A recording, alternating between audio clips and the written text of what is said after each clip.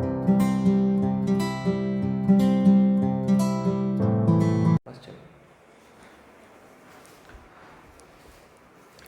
टेकरी सरकार, जय श्री राम। जैसा कि आप सभी का स्वागत है आपके अपने यूट्यूब चैनल चैंपियंस एकेडमी पर।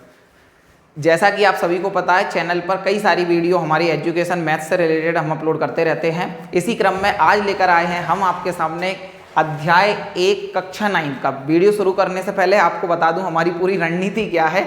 हम किसी भी चैप्टर का इंट्रोडक्शन होगा, जो परिचय होगा, उसे हम एक वीडियो में कवर करेंगे। इसके बाद प्रश्नावली जैसे 1.1 है, 1.2 है, या और भी कई सारे हमारे अध्यायों की जितनी भी प्रश्नावली हैं, उन सभी को हम एक एक वीडियो में कवर करेंगे। अगर आप हमारी लगातार वीडियो कंटिन्यू जो प्लेलिस्ट हम तैयार कर रहे हैं, इसको देखते गए तो आपको पूरा सिलेबस घर बैठे आपके मुट्ठी में होगा और बहुत कॉन्फिडेंस रहेगा। एक भी प्रश्न आपकी परीक्षा में बाहर नहीं जाएगा। बस शर्त यह है कि आपको थोड़ा धैर्य के साथ रहना होगा।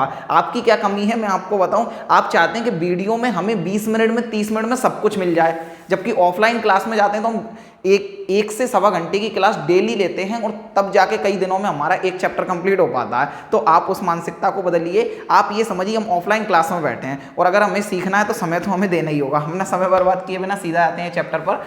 चैप्टर का नाम है अध्याय 1 संख्या पद्धति। संख्याएं क्या होती हैं आपने सुना होगा, प्राकृत संख्या, पूर्ण संख्या और इसके अलावा पूर्णांक, कई तरीके की संख्याओं को आपने सुना होगा। ये संख्याएं क्या होती हैं और इनमें क्या अंतर होता है, क्यों इन्हें प्राकृत संख्या कहते हैं, सब हम बारी बारी समझेंगे। देखिए, प्राकृत संख्या है ये हमारे प्रकृति से जुड़ा हुआ है। प्रकृति मतलब हमारे स्वभाव से जुड़ा हुआ है। किस तरह से, देखिए, कभी भी आप अपने जीवन में काउंटिंग को इमेजिन करिएगा कि काउंटिंग कैसे बनी होंगी। किसी भी व्यक्ति ने, मानकर चलिए कोई जंगल में बैठा, उसके सामने एक पेड़ देखा होगा, उसने सोचा होगा एक पेड़ है, इसके बाद 2 हैं, 3 हैं, 4 हैं। कभी भी आप खुद से सोचिएगा कि अगर आप काउंटिंग किसी को सुनाएंगे तो कैसे सुनाएंगे। 1 है, 2 है, 3 है, 4 है। क्या कभी भी आप जीरो से स्टार्ट करते हैं क्या? नहीं, क्योंकि जीरो से स्टार्ट करने में, जीरो क्या है, किसी भी चीज़ की अनुपस्थिति को हम जीरो कहते हैं। तो जीरो की शुरुआत पहले नहीं, हमारे स्वभाव में जो है वो 1 से गिनतियाँ चालू होती है। गिनतियाँ कहाँ से चालू होती हैं? 1 से, क्योंकि कोई चीज़ है ही नहीं, उसका जिक्र ही नहीं है। इस वजह से प्राकृत संख्या कहते हैं इन्हें। कोई बात नहीं है, अगर इसमें ज़्यादा दिमाग लगाने की जरूरत नहीं, केवल इतना याद रखना जरूरी है कि ये 1 से चालू होती हैं। कहाँ से चालू होती हैं? 1 से। और कहाँ तक जाती हैं? अनंत तक जाती हैं। कहाँ तक जाती हैं? ये अनंत तक जाती हैं। कैपिटल N से हम इन्हें प्रदर्शित कर देते हैं। बस क्यों? क्योंकि इन्हें इंग्लिश में नेचुरल नंबर कहते हैं, इस वजह से इसका N ले लिया है। इसके बाद पूर्ण संख्याएं। अब देखिए, ये जो नेचुरल नंबर का ग्रुप है 1 2 3 4 5 और जितनी भी अनंत तक ये गिनतियां हैं, इसमें जब हम शून्य को और शामिल कर देते हैं, कैसे शामिल कर देते हैं? जीरो को। कैसे शामिल कर देते हैं? जीरो को। जैसे ये 1 था, 2 था, 3 था, इस तरह से संख्याएं हमारी अनंत तक हैं। इसमें, इस ग्रुप में जब हम जीरो को और ऐड कर देते हैं, किसे ऐड कर देते हैं? जीरो को, तो हम इसे होल नंबर या पूर्ण संख्याएं कहते हैं। क्या कहते हैं? पूर्ण संख्याएं। यहाँ तक हमें बात समझ में आई? ठीक है। अब देखिए पूर्णांक संख्याएं। पूर्णांक संख्याएं क्या होती हैं? देखिए, अभी तक हमने धनात्मक संख्याएं ली। ये तो आप जानते हैं ना कि जिस नंबर के आगे कोई साइन नहीं होता उसे हम क्या कहते हैं? धनात्मक संख्याएं कहते हैं। और जीरो ना तो धनात्मक होती है ना ही ऋणात्मक होती है। जीरो ना तो हमारी धनात्मक होती है और ना ही ऋणात्मक होती है। जब हम इस ग्रुप में कौन से ग्रुप में, जैसे ये 0 लिखा है, 1 लिखा है, 2 लिखा है, 3 लिखा है, और ये कहाँ तक जाएंगी? अनंत तक जाएंगी। अब देखिए, इसमें जब हम माइनस वाले नंबरों को और शामिल कर देते हैं, माइनस वाले नंबरों को और शामिल कर देते हैं, और कहाँ तक? माइनस अनंत तक। कहाँ तक? माइनस अनंत तक। जब हम माइनस मतलब ऋणात्मक वाली संख्याओं को और शामिल कर लेते हैं, तो ये जो ग्रुप हमारे सामने होता है, ये हमारा इंटीजर्स का होता है या पूर्णांक का होता है। किसका होता है? इंटीजर्स का होता है, मतलब पूर्णांक का होता है, जिसे हम जेड से रिप्रेजेंट करते हैं। जेड, अच्छा, इंटीजर्स की स्पेलिंग आई से चालू होती है, इसे जेड से क्यों करते हैं? तो ये आप अपनी एनसीईआरटी में देख लीजिएगा, एक जहलीन वर्ड होता है, उसका ये जेड आया है। जहलीन शब्द का जर्मन भाषा का शब्द है, जिसका अर्थ होता है किसी चीज को गिनना, इसी का मतलब है। और जर्मन गणितज्ञों के द्वारा इसका यूज ज्यादा हुआ, इस वजह से इसका नाम जेड ले लिया। आपको जानने की जरूरत नहीं है, बस क्यूरियोसिटी रहती है, जिज्ञासा रहती है, इसलिए बता दिया है। अब देखिए, इसके बाद हमारी संख्या है परिमेय संख्याएं। कौन सी संख्याएं हैं?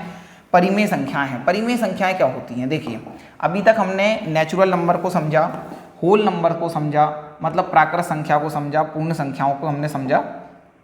अब हमारे सामने हैं कुछ परिमेय संख्या। परिमेय संख्या में पहले क्या लिखा हुआ है देखिए कि ऐसी संख्याएं जिन्हें p बटा q के रूप में लिख सकें, ऐसी संख्या जिन्हें p बटा q के रूप में लिख सकें उसे हम क्या कहते हैं, परिमेय संख्या कहते हैं। देखिए संख्याएं कहलाती हैं। अच्छा इसके आगे और लिखा होता है, जैसे मैं ऐड कर देता हूं, जहां नहीं लिख पाए, कि जहां p एवं q पूर्णांक हैं। क्या है? पूर्णांक हैं। ये लिखा होता है, मैंने इसे लिख दिया है, पूर्णांक है एवं q बराबर नहीं होता है 0 के। ये अब जाके पूरा कंप्लीट हुआ है। अब देखिए क्या है, क्या लिखा है कि किसी भी संख्या को अगर हम p बटा q के रूप में लिख पाएं, किसके रूप में लिख पाएं? p बटा q के रूप में लिख पाएं। आसान भाषा में समझिए, किसी संख्या को अगर हम 2 मंजिल मकान के रूप में बना पाएं उसे हम क्या कहते हैं? परिमेय संख्या कहते हैं। जैसे हम संख्या लिखी, हमने क्या लिखा है हमने संख्याओं के रूप में, आप इधर समझिएगा इस बॉक्स में, कि हमने संख्या को लिखा 1/2 या 3/4। क्या ये संख्याएं एक ऊपर है एक नीचे है? इसका मतलब क्या है? ये हमने बटे के रूप में लिख रखा है, p बटे q के रूप में लिख रखा है। इसे भी क्या लिख रखा है? p बटा q के रूप में लिख रखा है। इसका मतलब ये सभी कौन सी संख्या है? परिमेय संख्या है। कौन सी संख्या है? परिमेय संख्या है। अच्छा आगे कुछ लिखा है, इसका क्या मतलब है कि आप ये समझ सकते हैं ना कि p बटा q क्या है। हमने तो p बटा q किया है, बोला है ना, तो p बटा q है क्या? तो उन्होंने बोला है कि p एवं q दोनों ही क्या है? पूर्णांक हैं। दोनों ही क्या है? पूर्णांक हैं। पूर्णांक क्या है? तो पूर्णांक तो अभी अभी हम देख कर आए, पूर्णांक तो पिछले पेज पर हम देख कर आए, जिन्हें हमने z से रिप्रेजेंट किया था, जिसमें माइनस वाले नंबर थे, 0 थी और प्लस वाले नंबर भी थे, 0 थी प्लस वाले नंबर भी थे। इसका मतलब ये हुआ कि परिमेय संख्याएं चेक करने के लिए, परिमेय संख्याओं को जांचने के लिए हमें पूर्णांक पर ध्यान देना है। जैसे ये 1/2 लिखा है, तो ऊपर हमारा क्या है? तो ऊपर हमारा इनमें से है क्या? पूर्णांक है क्या? बिल्कुल है। नीचे भी पूर्णांक है क्या? बिल्कुल है। इसका मतलब ये हमारा क्या है? परिमेय संख्या है। इसका मतलब ये हमारी कौन सी संख्या? परिमेय संख्या। अच्छा इसमें ऊपर पूर्णांक है क्या? बिल्कुल है। नीचे पूर्णांक है क्या? बिल्कुल है। इसका मतलब ये भी हमारी क्या है? परिमेय संख्या है। ऐसी कोई संख्या जैसे p बटे q के रूप में लिख पा रहे हैं, वो हमारी क्या होगी? परिमेय संख्या होगी। अच्छा उदाहरण के तौर पर हम लिखते हैं, जैसे उदाहरण के तौर पर हम लिखते हैं कि 1/2 3/4। अच्छा -3/4 कुछ भी लिख सकते हैं क्या? बिल्कुल लिख सकते हैं। क्यों? हमें देखना है ऊपर पूर्णांक है क्या? बिल्कुल। -3 भी तो पूर्णांक है, -3 भी पूर्णांक है, और नीचे जो 4 है वो भी पूर्णांक है। अच्छा मैं 0/3 लिखता हूँ, क्या ये भी पूर्णांक है? बिल्कुल पूर्णांक। सॉरी, क्या ये परिमेय है? बिल्कुल ये भी परिमेय है। क्यों? क्योंकि इसमें 0 है, ये भी हमारी पूर्णांक है, ये भी पूर्णांक से बिलोंग करती है, और ये जो हमारा 3 है ये भी हमारा पूर्णांक है। इस वजह से ये 0/3 भी हमारा क्या होगा? परिमेय संख्या होगी। थोड़ा और देखिए, अब देखिए, अब समझिए, अगर मैं इसके बजाय लिखूं कि 4/0, क्या लिखूं? 4/0। इसे गौर से देखिए और आंसर दीजिए। आप बोलेंगे सर इसमें सोचने वाली क्या बात है, हमें तो केवल एक बात पता है कि अगर किसी संख्या को p बटा q का रूप दे पाते हैं, अगर किसी संख्या को हम p बटा q के रूप में लिख पाते हैं, तो वो संख्या हमारी कहलाती है परिमेय, और दोनों संख्याएं होनी चाहिए पूर्णांक। तो हमने देखा 4/0 को, तो ये 4 भी पूर्णांक है, 0 भी पूर्णांक है, 4 भी पूर्णांक है और 0 भी हमारी क्या है? पूर्णांक है। इसका मतलब ये हुआ कि ये भी परिमेय है। क्योंकि ये भी तो p बटा q के रूप में है। तो मैं बोलूँगा आपका जवाब गलत है। इसका मतलब ये हुआ कि 4/0 या 5/0 जो भी आएगा वो गलत है। अरे हमें ये तो बताओ कि गलत क्यों है? अरे सर ये तो मान लिया कि गलत है, लेकिन गलत क्यों है ये भी तो बताओ। तो सुनिए, आगे की लाइन में भी लिखा हुआ है कि q बराबर नहीं है 0 के। यहाँ क्या लिखा हुआ है? q बराबर नहीं है 0 के। इसका मतलब क्या हुआ कि अगर हम किसी संख्या को p बटा q का रूप दे रहे हैं, तो p की जगह पर मतलब ऊपर अंश की जगह तो हमारा 0 आ सकता है। देखो ऊपर 0 था तो हमने इसे हाँ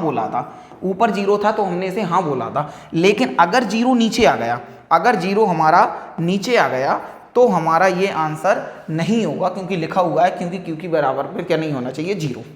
अच्छा मैं आपको एक बात बताऊं कि 0 होने पर, नीचे 0 होने पर वो न केवल हमारी परिमेय संख्या से रिजेक्ट होता, बल्कि ऐसी दुनिया में कोई संख्या ही नहीं है जो उसे स्वीकार है। मतलब क्या हुआ? मतलब ये हुआ कि अगर हमारा ऐसी कोई संख्या है कि 5/0 या -3/0, जब जब जीरो नीचे आएगी, जब जब नीचे जीरो आएगी तब वह कोई संख्या ही नहीं होगी, केवल परिमेय संख्या से नहीं बल्कि वो किसी भी संख्या में नहीं रहेगी। मतलब इनका सॉल्यूशन भी संभव नहीं हो पाता है। क्यों नहीं हो पाता है, क्यों इसका आंसर इनफाइनाइट आता है, आगे वाली क्लासों में आपको जरूर इसका उत्तर देंगे।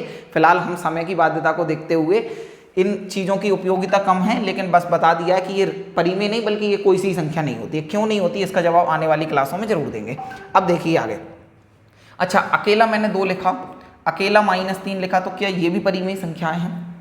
सोचिए, सोचकर जवाब देना है, क्या ये भी परिमेय संख्याएं हैं? तो जी हाँ, ये भी परिमेय संख्याएं हैं। इसका मुख्य कारण क्या है, क्योंकि इनको हम P/Q के रूप में लिख सकते हैं। आप बोल रहे होंगे कि सर ये P/Q के रूप में तो नहीं दिख रही है, जबकि ऊपर लिखा P/Q के रूप में व्यक्त होना चाहिए। तो हमने बोला कि -2 केवल 2 तो नहीं है P/Q के रूप में, लेकिन नीचे 1 हम किसी भी संख्या के नीचे लिख सकते हैं। दुनिया में कोई भी संख्या होगी उसके नीचे कुछ नहीं है तो 1 जरूर होगा। दुनिया में जिसका कोई नहीं होता उसका भगवान जरूर होता है, हमें वो दिखाई दें या ना दें, लेकिन वो भगवान तो होते ही है। ठीक उसी तरह से ये 1 नीचे दिखाई दे या ना दे, 1 तो सभी के नीचे होता ही है। इसका मतलब ये हुआ कि अकेला -5 आ जाए और नीचे 1 ना दिख रहा हो तब भी ये परिमेय होगी, बिल्कुल होगी।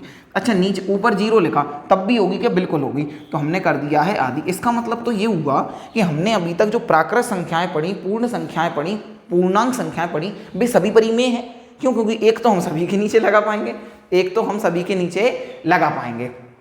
ठीक है, इसका मतलब हमें परिमेय संख्याओं का यहाँ तक कॉन्सेप्ट तो समझ में आ गया होगा। ठीक है, अब आप देखिए दूसरा पॉइंट कि 1/2 आप इन परिमेय संख्याओं के जो उदाहरण हमने लिखे हैं, परिमेय संख्याओं के जो भी उदाहरण हमने लिखे, इनमें से किसी को भी सॉल्व करके देख लीजिए। आप किसी भी को भी सॉल्व करके देख लीजिए क्या आंसर आता है। वीडियो को पोस्ट करके आप 1-2 को कैसे सॉल्व करके देखना है, ऐसे जैसे ये 1/2 लिखा है तो डिवाइड में से ऐसे ही लिखेंगे ना कि 2 बाहर जाएगा 1 अंदर रहेगा, फिर इसे सॉल्व करेंगे 0.5 आंसर आएगा। इस तरह से 1-2 को सॉल्व करके देखिए, उससे कुछ सीखने मिलेगा। अभी हम उससे पहले परिमेय संख्याओं का दशमलव प्रसार, इस पर चर्चा करेंगे कि ये परिमेय संख्याओं का दशमलव प्रसार होता क्या है, वो तो टूट गया। उससे पहले सुनिए कि दशमलव प्रसार क्या होता है, इसे समझना जरूरी है, फिर आएंगे हम उस पॉइंट पर। क्योंकि अगर दशमलव प्रसार पता नहीं है कि दशमलव प्रसार क्या होता है तो उस पॉइंट को समझने में थोड़ी सी परेशानी होगी। देखिए दशमलव प्रसार क्या होता है, मैं आपको बता दूं कि दशमलव प्रसार, दशमलव किसे कहते हैं, पहले तो हमें ये पता होना चाहिए। पहले हमें क्या पता होना चाहिए कि दशमलव किसे कहते हैं। देखिए जैसे हमने लिखा है 5.125 1.936, ये जो पॉइंट आप देख रहे हैं, ये जो छोटा सा बिंदु आप देख रहे हैं, इसको कहते हैं हम दशमलव। इसे हम क्या कहते हैं, दशमलव।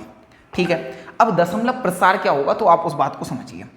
जैसे दशमलव के बाद नंबर किस तरह से हैं, आपने जैसे ये सॉल्व करिए, जैसे यहाँ पर है हमारा 10, यहाँ पर है हमारा 3, 3 से हम इसे सॉल्व करेंगे तो हमारा क्या आएगा, 3 तिया 9, 1 बचेगा हमारा, फिर दशमलव लगाएंगे आप, 3 तिया 9, आपने ये भाग में सीख ही रखा होगा 1, फिर 0 लगाएंगे, 3 तिया 9 और फिर हमारा कितना आएगा 1। अच्छा ये 3 कभी खत्म होगा क्या, नहीं, क्योंकि यहाँ पर 1 बचता जाएगा, हम 0 लगाते जाएंगे, यहाँ पर 1 बचता जाएगा और हम 0 लगाते जाएंगे। इसका मतलब ये हुआ कि इसका जो आंसर आने वाला है, इसका जो आंसर आने वाला है वो आंसर आएगा हमारा 3.333 और ये कभी 3 रुकने वाला नहीं है। मैं आपको बताऊं इसी आंसर को हम कुछ ऐसे भी दे सकते हैं कि जो नंबर बार बार आता है, जो नंबर बार बार आता है उसके ऊपर हम ये लाइन लगा देते हैं जिसे बार कहते हैं। कितना सिंपल है, जिस नंबर के ऊपर, जिस संख्या के ऊपर ये लाइन आई मतलब बार आया, वो बार बार आएगा। जिस संख्या के ऊपर बार आएगा मतलब वो बार बार आएगा, इसे ऐसे लिख सकते हैं। अच्छा जैसे हमने किसी संख्या को 4 से भाग दिया, किसी संख्या को हमने 4 से भाग दिया, मानकर चलिए ये 25 लिखा हुआ है, हमने बोला 24, फिर कितना बचा हमारा 1, दशमलव लगाया 0, 4 दूनी 8, कितना बचा 2, फिर 0, 4 पंजे 20। अच्छा इसे और सॉल्व कर सकते हैं क्या, इसे और सॉल्व नहीं कर सकते क्योंकि यहाँ पर 0 आ गया, जबकि इस क्वेश्चन में 0 नहीं आया था, इस क्वेश्चन में 0 नहीं आया था। तो इसका आंसर क्या आ गया, 6.25। इसका आंसर कितना आ गया, 6.25। मैं आपको इस बात से क्या समझाना चाह रहा हूँ, मैं आपको ये समझाना चाह रहा हूँ कि दशमलव के बाद ये स्टार समझ लीजिए, नहीं तो बोलें कि ये भी दशमलव है क्या। देखिए कि दशमलव के बाद संख्याएं किस तरह से हैं, संख्याओं का अरेंजमेंट किस तरह से है दशमलव के बाद, इसे हम दशमलव प्रसार कहते हैं। जैसे दशमलव के बाद सारी संख्याएं रुकी हुई हैं या नहीं रुकी हुई हैं, यहाँ पर रुकी हैं या नहीं रुकी हैं। तो आप देख पा रहे होंगे इस वाले आंसर में दशमलव के बाद संख्याएं रुकी हैं, कोई डैश डैश नहीं लगा है, संख्याएं खत्म हो चुकी थी, हमारा क्वेश्चन खत्म हो चुका था। लेकिन इसमें हम देखें तो हम इस क्वेश्चन को चाह कर भी पूरा सॉल्व नहीं कर पाते, चाह कर भी सॉल्व नहीं कर पाते। ये 3-3 अनंत बार तक आ सकता है, अनंत तक आ सकता है 3-3। इस कारण से इन दोनों की व्यवस्था अलग अलग है। इसका मतलब ये हुआ कि दशमलव के बाद कुछ संख्याएं तो हमें ऐसी मिलेंगी जो रुक जाएंगी, कुछ ऐसी होंगी जो नहीं रुकेंगी, कुछ ऐसी होंगी जो नहीं रुकेंगी। हमने जो पहले समझा हुआ है किसमें समझा हुआ है? परिमेय संख्याओं में। जो हमने परिमेय संख्याओं में अभी तक हमने देख रखा है उसमें आप गौर करिएगा, जितने भी उदाहरण लिए हों आपने, 1/3 लिया हो, 2/5 लिया हो, 3/6 लिया हो, जितने भी क्वेश्चन होंगे उनके जो आंसर आएंगे वो या तो ऐसे होंगे जो रुकने वाले होंगे, या ऐसे होंगे जो रिपीट कर रहे होंगे। आप देख लीजिए क्या है। देखिए हमने देखा कि कुछ आंसर तो हमें ऐसे मिले हुए हैं जो रुक रहे हैं, कुछ आंसर तो ऐसे मिले हैं जो पॉइंट के बाद रुक रहे हैं, कुछ आंसर कैसे हैं जो पॉइंट के बाद रुक रहे हैं। कैसा भी आंसर हो सकता है, बस रुकना चाहिए। 3.692 कुछ भी, अगर पॉइंट के बाद रुक रहे हैं तो मतलब वो शांत हैं, कोई भी मेरा भाई या कोई भी मेरी बहन ये नहीं सोचेगी सर को शांत लिखना नहीं आता है, शांत तो ऐसे लिखते हैं, अरे ये शांति वाला शांत होता है, ये जो होता है वो शांति वाला शांत होता है। लेकिन दशमलव निरूपण में यही सा बनाते हैं, तो इसमें हम थोड़ा सा गौर करिएगा। देखिए आगे, अगर पॉइंट के बाद, अगर दशमलव के बाद संख्याएं रुकी हुई हैं, शांत दशमलव निरूपण है, शांत समझने में आ रहा है। अच्छा देखिए आदि कर दिया है मैंने, इसे क्या कर दिया है? आदि। अच्छा अशांत आवर्ती, अगर वो शांत नहीं है लेकिन अच्छा रुक रहा है तो शांत है, नहीं रुक रहा है अशांत है, रुक रहा है शांत है, नहीं रुक रहा है अशांत है। जैसे 1.333 रुक गया तो शांत होता, नहीं रुक रहा है तो अशांत है। या हो सकता है 9.666 रुक रहा है क्या, नहीं रुक रहा। अच्छा इसकी बजाय ऐसे भी तो लिख सकते हैं 8.12 पर बार लगाना या डैश डैश लगाना एक ही बात तो होती है, बार लगाना या डैश डैश लगाना एक ही बात तो होती है कि उसकी आवृत्ति बार बार हो रही है, उसकी आवृत्ति बार बार हो रही है। इस तरह का जो होगा वो हमारा क्या कहलाएगा? इस तरह की जो संख्याएं होंगी वो किस में आएंगी? अशांत आवर्ती। मतलब क्या हुआ, अगर पॉइंट के बाद संख्याएं रुकी हुई हैं, किसी तरह का डैश डैश नहीं है, बार नहीं है, तो वो शांत दशमलव निरूपण है। और अगर हमारा पॉइंट के बाद नंबर लगातार रुक नहीं रहा है लेकिन रिपीट कर रहा है, रुक तो नहीं रहा है, ये कब रुक रहा है? देखो डैश डैश लग रहा है, यहाँ बार लग रहा है, इसका मतलब ये रुकेगा तो नहीं, लेकिन किसी एक संख्या की या किन्हीं दो अंकों की या एक अंक की, 3 अंक की, जितने भी अंकों की आवृत्ति हो सकती है। यहाँ पर देखिए 2 अंकों की 12 आएगा, 1 2 1 2 1 2, यहाँ पर 6 आता जा रहा है, 3 3 3 आता जा रहा है। अगर ये रिपीट करेगा तो रिपीट करने को बोलेंगे हम आवर्ती, रिपीट करने को क्या बोलेंगे? आवर्ती। और दशमलव प्रसार तो है ही है। समझ में क्या आया? अगर रुक गया तो शांत है, नहीं रुका है तो अशांत है, लेकिन रिपीट कर रहा है तो आवर्ती है, लेकिन रिपीट कर रहा है तो क्या है? आवर्ती है। अच्छा इसमें क्या आएगा? तो आप समझिए, जैसे 1.6932 कुछ भी आता जा रहा है, 8.6943 कुछ भी आता जा रहा है, 83.126 कुछ भी आता जा रहा है, और आदि। अब देखिए मैं तीनों में अंतर बता रहा हूँ आपको, ध्यान से सुनिएगा। पॉइंट के बाद रुक गया है, शांत दशमलव निरूपण है, नहीं रुका है लेकिन रिपीट कर रहा है, तो वो कौन सा है? अशांत। नहीं रुका है तो क्या है? अशांत। लेकिन रिपीट कर रहा है तो क्या है? आवर्ती। अच्छा इसमें क्या है? ये रुक भी नहीं रहा है, देखो डैश डैश लगा हुआ है, सभी में डैश डैश लगा हुआ है, रुक भी नहीं रहा है, रिपीट भी नहीं कर रहा है, रिपीट भी नहीं कर रहा है। इसका मतलब ये क्या है हमारा? अशांत।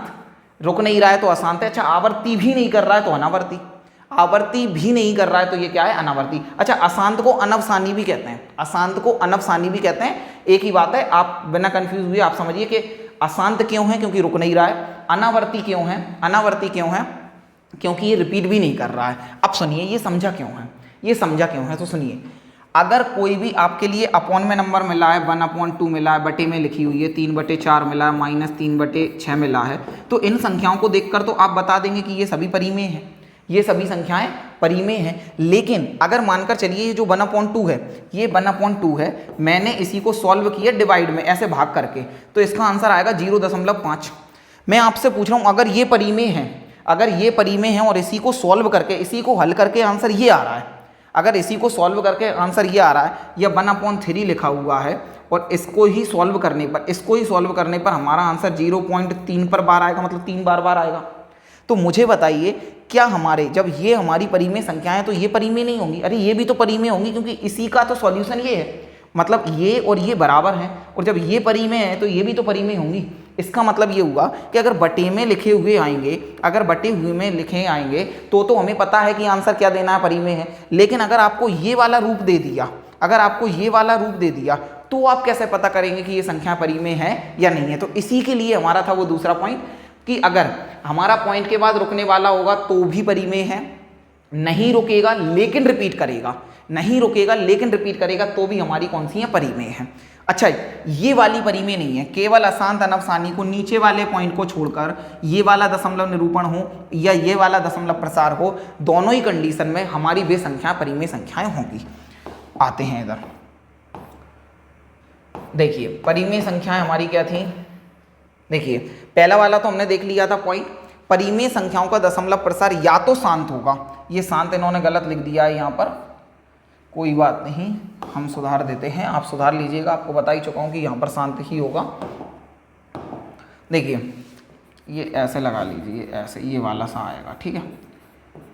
तो या तो शांत दशमलव निरूपण होगा, इसका मतलब या तो रुकने वाला होगा, या तो रुकने वाला होगा, और या फिर हमारा कैसा होगा, या हमारा कैसा होगा, आवर्ती वाला होगा। कैसा होगा, आवर्ती वाला होगा। मतलब या तो रुक जाएगा, या तो रुक जाएगा, जैसे करके लिख देता हूं यहां पर कुछ संख्याएं, या तो ये 1.25 रुक गया है, 6.195 ये रुक गया है, या फिर रिपीट करेगा 1.3 पर बार और आधी कर दिया, या तो रुकेगा या रिपीट करेगा, या तो रुकेगा या रिपीट करेगा। अच्छा कौन से नहीं होंगे, जैसे लिख दिया है मैंने 1.6932 ऐसे कुछ भी नंबर आता जा रहा है, इसका पता ही नहीं है कि ये रिपीट भी नहीं कर रहा है, रुक भी नहीं रहा है, तो ये हमारा ये नहीं होगा। चलिए बढ़ते हैं अगले पेज पर।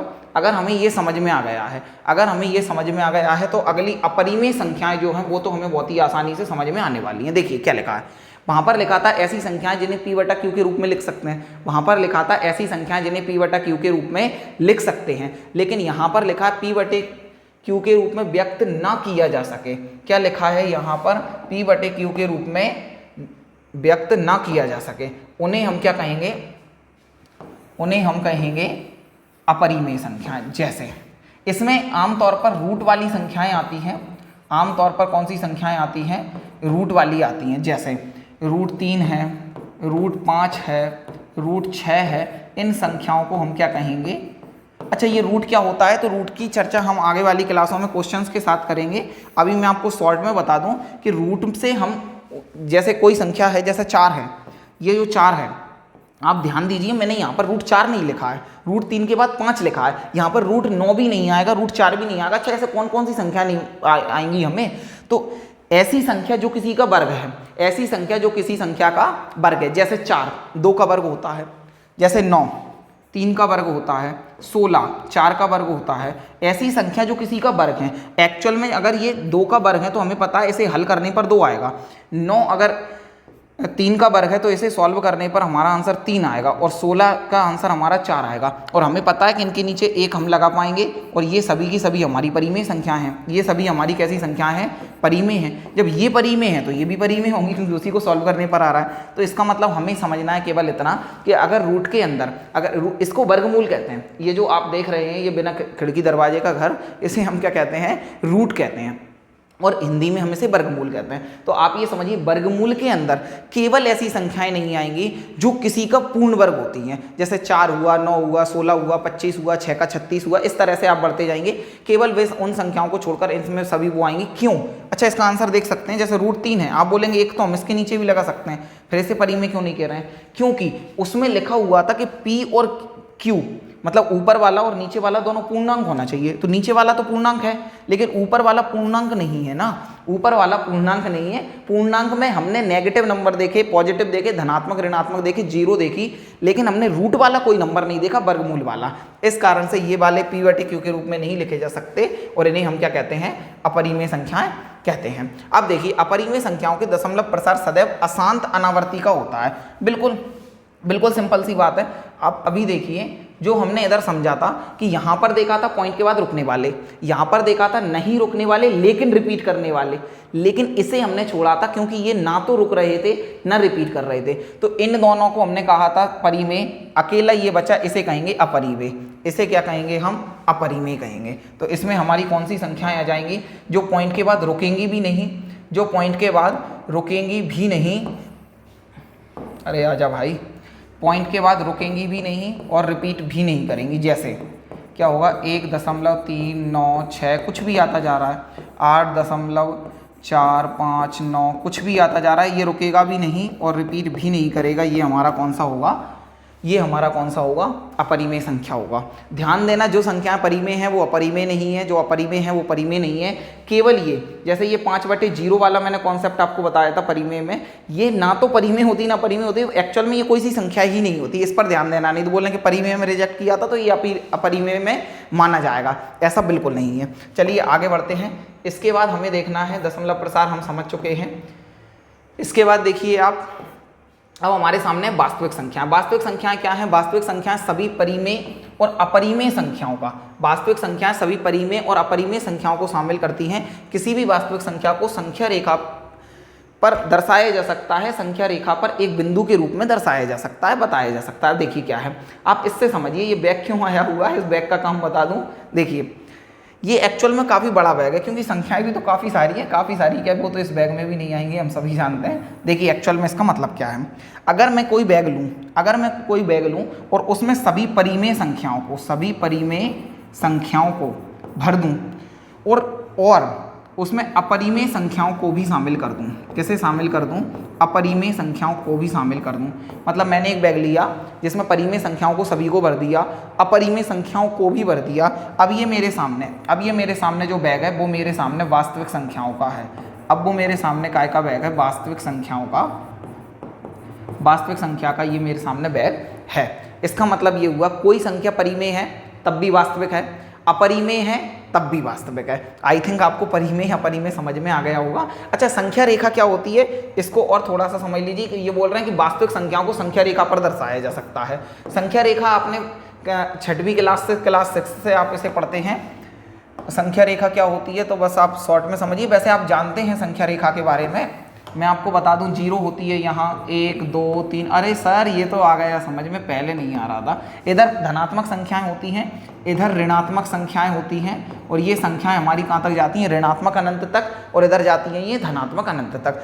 एक्चुअल में इन पर जितनी भी हर एक पॉइंट पर कोई ना कोई संख्या है, तो वो ये कह रहे हैं कि इस पर जितनी भी संख्याएं हैं, वास्तविक संख्याएं जितनी भी वास्तविक संख्याएं वो सभी इस संख्या रेखा पर जरूर आती हैं।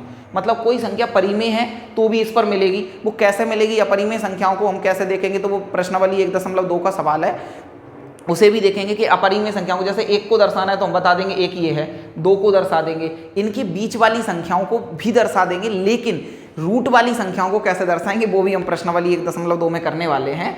तो उनका कहना बस उस बात से इतना है, आप केवल इतना समझिए कि वास्तविक संख्याओं को इस संख्या रेखा पर दर्शाया जा सकता है।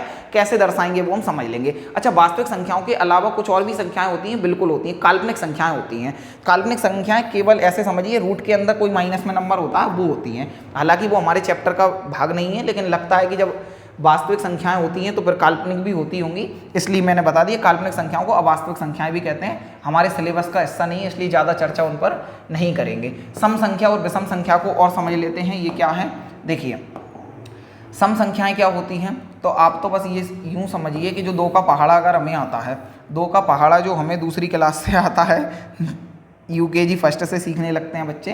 देखिए जैसे 2 का पहाड़ा 2 4 6 8 0, अगर इनमें से कोई भी है तो वो हमारी सम संख्या होगी। बहुत आसान है, 1 मिनट का ही कॉन्सेप्ट है, पूरा समझ में आ जाता है, पहले से पता होगा। बस मेरी ड्यूटी है सबको समझाना है इसलिए बता रहा हूँ। अगर इसके पीछे 2 1 3, अगर इसके पीछे आखिरी अंक देखना, हमें आगे वाले से कोई मतलब नहीं है, 2 है 4 है 3 है, क्या है आखिरी में, क्या है इनमें से कोई है क्या? नहीं है। इनमें से कोई नहीं है तो ये हमारी कौन सी है? विषम संख्याएं। कौन सी है? विषम संख्याएं।